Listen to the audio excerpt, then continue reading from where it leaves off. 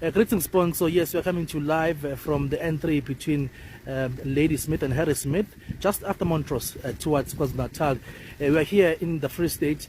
This is the situation now. We are stuck here. It's been 13 hours stuck here because there is snow. The snow is storming, and motorists here cannot move any further. We understand that just before Van Renen, the road has been closed.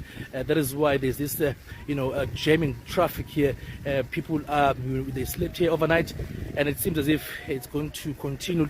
The situation is going to continue like this. We don't know until when.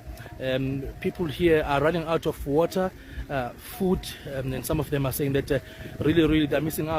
Some of them, they're attending funerals in KwaZulu-Natal, the funerals that are taking place currently now, but they cannot attend because they are stuck here. Others, they're at work, trucks they have to deliver. People going to different destinations are being affected because of this snow.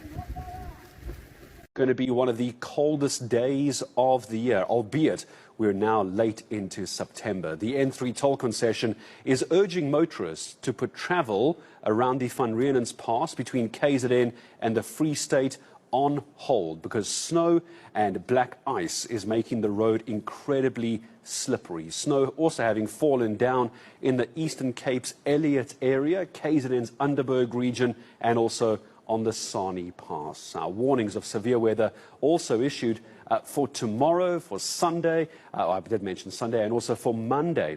Disruptive snowfalls, cold, wet conditions, it's all in the Eastern Cape, Northern Cape and KZN. And Gauteng may even, are you ready, get a glimpse of snow. Look at this weather, guys. Alhamdulillah. Snowing. So make your way down and have fun. And look how thick the snow is. Look at this. Look at that. Look at this. So make your way down.